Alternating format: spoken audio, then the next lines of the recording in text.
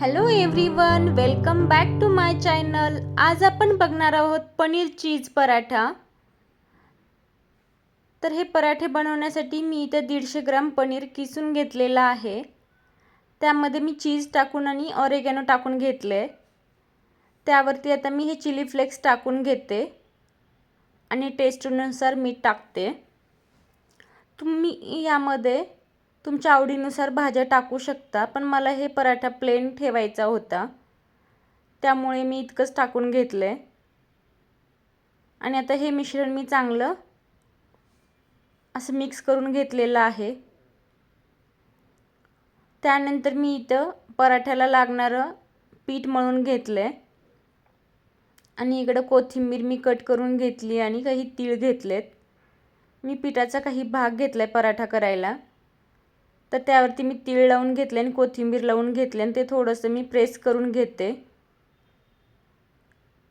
हे असं प्रेस करून झाल्यानंतर पिठामध्ये मी थोडंसं असं डीप करून घेतले आणि मी जी तीळ आणि कोथिंबीर लावला होता तो भाग मी खाली ठेवलाय आणि असं लाटून घेतले मी।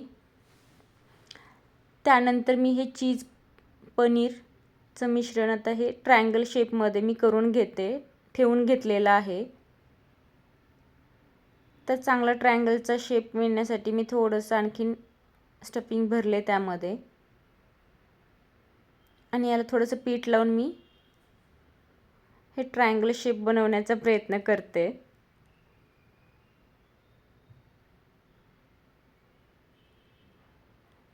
असा मी हा पराठा लाटून घेतलेला आहे।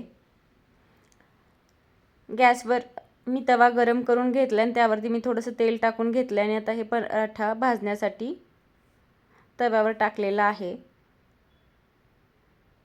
आणि पराठा मी हा मीडियम फ्लेमवर भाजून घेते।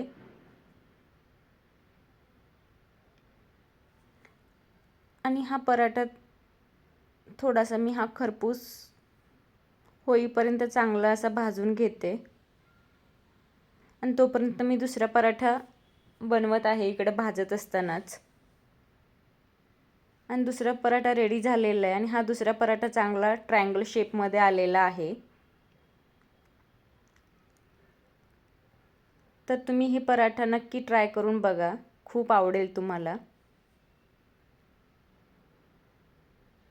आणि हा पराठा मुलांना टिफिनसाठी म्हणा किंवा इव्हनिंग स्नॅक्ससाठी झटपट होणारा आहे आणि मुलं आवडीने खातील पण।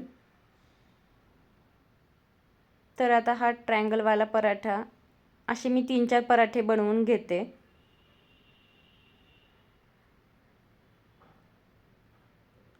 हे बघा, असा मस्त हा चीज पराठा रेडी होतोय